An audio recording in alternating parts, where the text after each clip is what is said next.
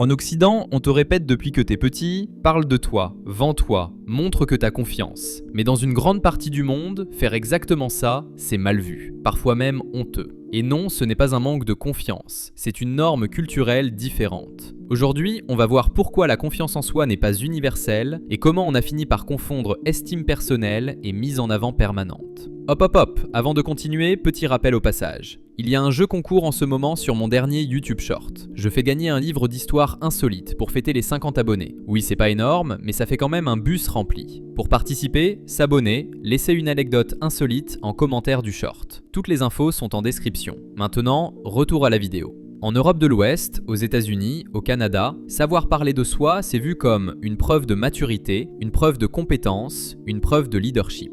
À l'école, on valorise l'élève qui lève la main, celui qui argumente, celui qui ose se montrer. Dans le monde du travail, entretien d'embauche égale autopromo. LinkedIn égale CV plus storytelling personnel. Silence égale manque d'ambition. Ici, si tu ne te montres pas, tu n'existes pas. Mais ce modèle est loin d'être universel. Dans beaucoup de cultures d'Asie de l'Est, parler trop de soi, c'est immature, déplacé, parfois ridicule. L'individu n'est pas censé briller seul, il est censé s'intégrer harmonieusement au groupe. Au Japon, par exemple, se vanter met les autres mal à l'aise. Dire « je » trop souvent est mal perçu. L'humilité est une preuve de sérieux. Même chose dans certaines cultures africaines ou scandinaves. Celui qui se met trop en avant est vu comme instable ou insécure. Ironique, non? On confond souvent confiance intérieure, affirmation extérieure. Mais ce sont deux choses différentes. Dans certaines cultures, la vraie confiance, c'est ne pas avoir besoin de se prouver. C'est laisser les autres parler pour toi. C'est maîtriser le silence. Ne pas parler de soi et de même manquer de confiance. Parler de soi et de même être solide intérieurement. La norme change, le jugement aussi. Le problème, c'est quand on applique une norme culturelle à tout le monde. Résultat, des gens très compétents se sentent pas assez confiants. Des personnes humbles pensent être en retard.